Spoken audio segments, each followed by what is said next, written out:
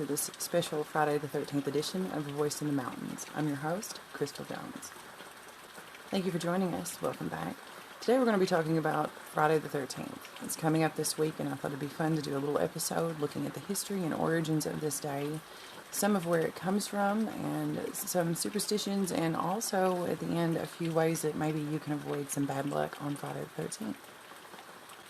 So we'll get started by talking about the origin of Friday the 13th.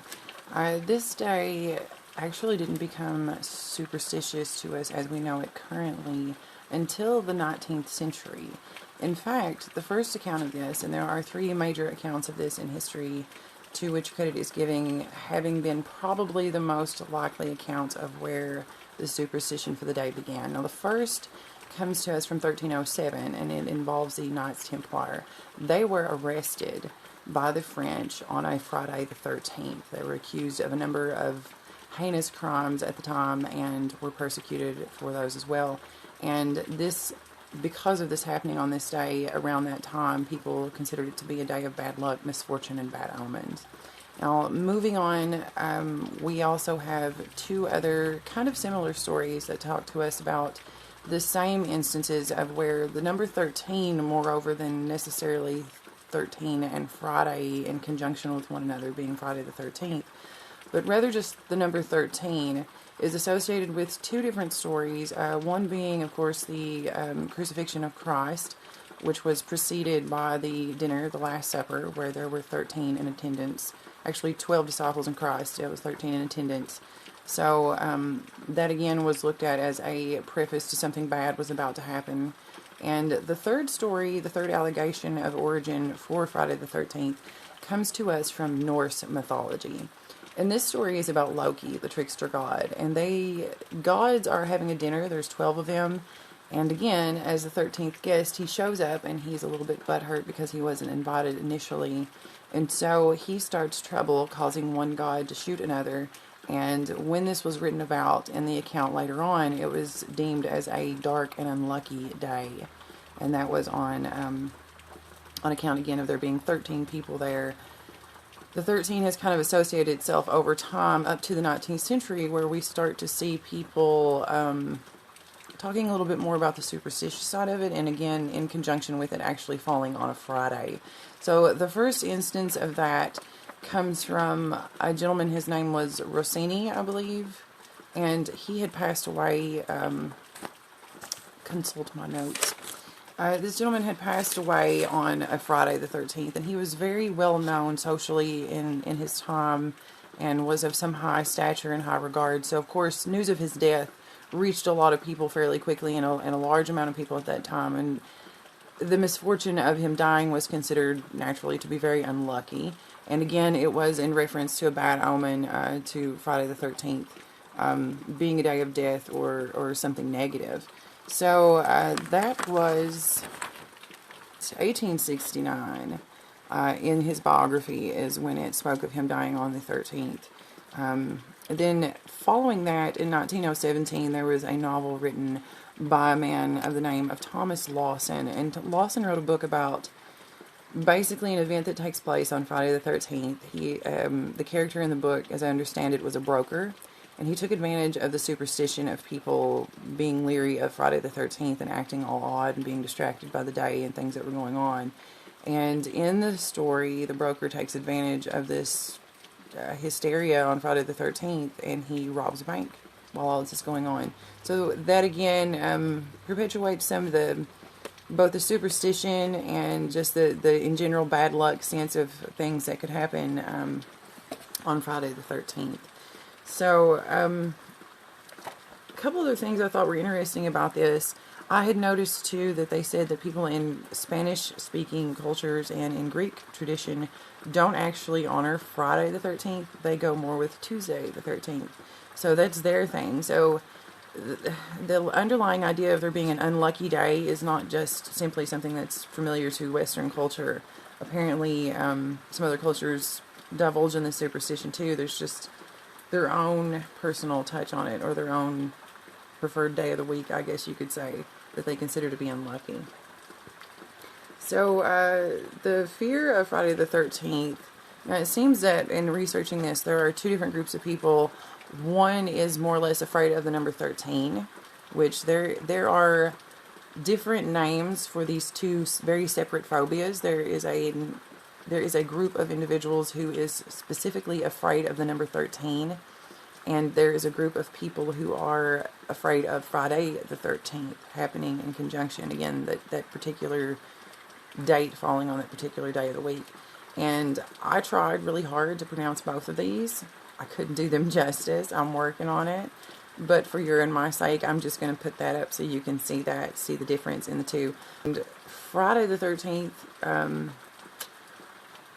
yeah, in modern culture, of course, and we are going to talk about this, goes without saying, the film franchise, people have, I think, drawn most of their current knowledge of, oh, it's an unlucky day because, well, there was this slasher film franchise that's named after Friday the 13th, and that must have started because there was some cool myth or something or legend about that day to begin with. So people have at least that much of an established knowledge of it being a specific day, of people being afraid of it, aware of it, superstitious of it, and so forth.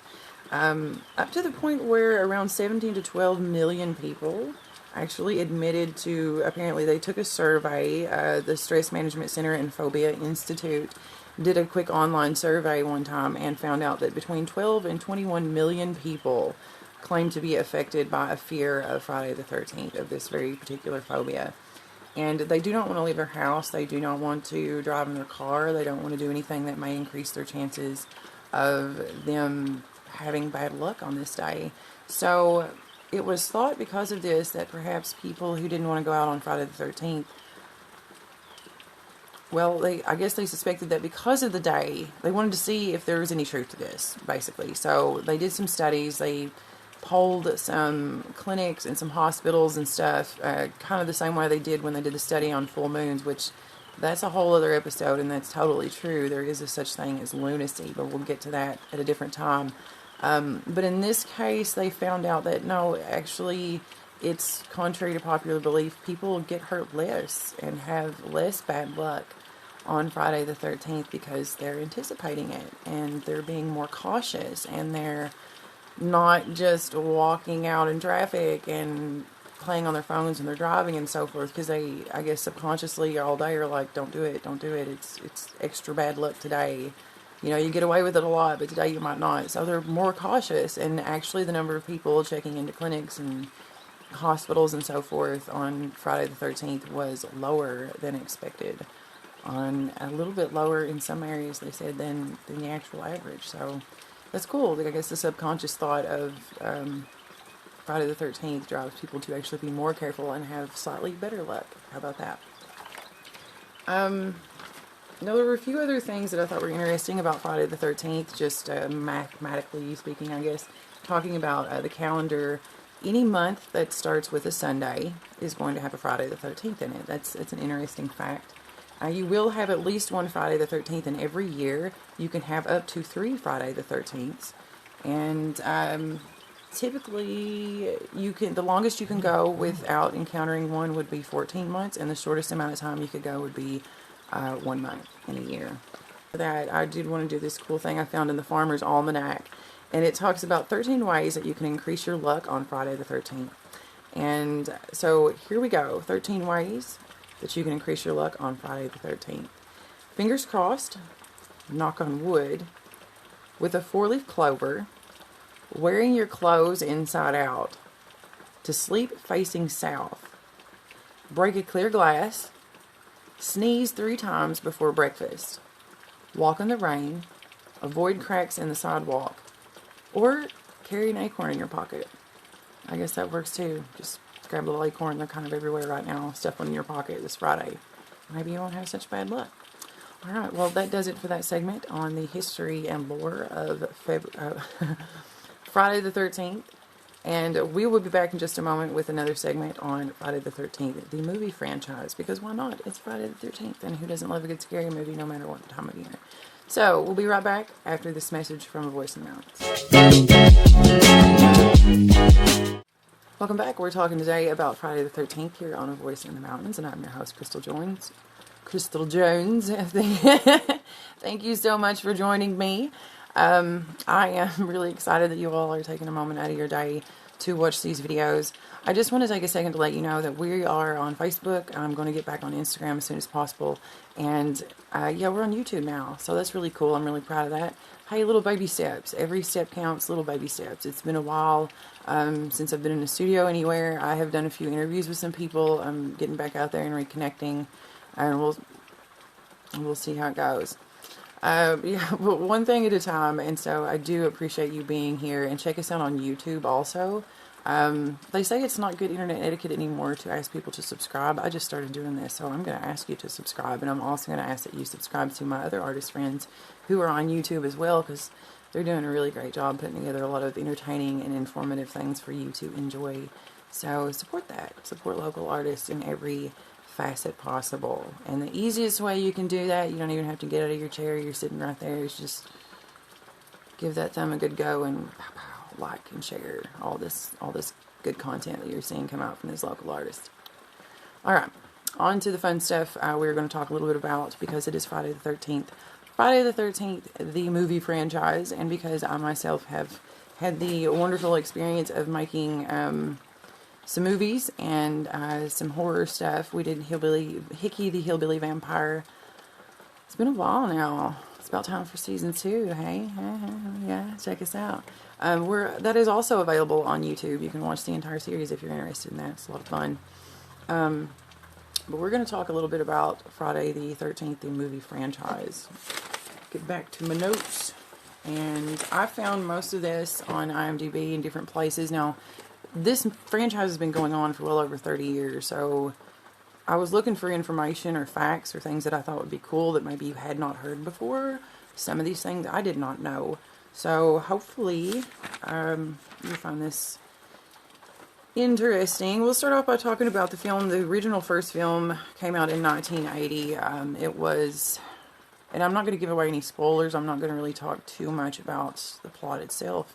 I know, it's over 30 years old, but there are some people who may not have actually seen these original films from the 80s. There are 12 of these films in this series. If you are not committed and or interested in actually spending the 20 or so hours it would probably take to watch all of them, you can slim down that list by checking out places like, for example, BuzzFeed.com had a great list, in order of what they thought was, most pertinent, that best represented the story and the characters, and of course all of this I'm assuming is canon, but like some of it's just well known and better liked than others, some of these films and pieces. So you can always check out a list if you want to slim down, like I said, instead of watching the entire collection, but I encourage you to. I think it'd be great. I think you should form an opinion on your own about each of these pieces of work, each of these films. Filmed at Camp Nobi Bosco in New Jersey. It is a real place. It is still open. You can go there and visit. You can take photo ops. I imagine that would be a lot of fun. And there is a memorabilia wall dedicated to the original film that was made there in 1980. Tom Savini, I thought this was really cool. He is the guy that is responsible for the Dawn of the Dead, the original one. He did all the special effects and stuff. He was the very first person, cast or crew, to say yes to this project. He was like, okay. And it's really interesting when you know that, because reading about this project, when they decided to make this film, it was hot on the heels of a new installment of the Halloween movies. And there was also a film that had come out the summer before called Meatballs, and it was a teen sex comedy set at a summer camp. And so you can kind of see where the influence for Friday the 13th came from these two films. But this guy didn't have a script. He didn't have anything.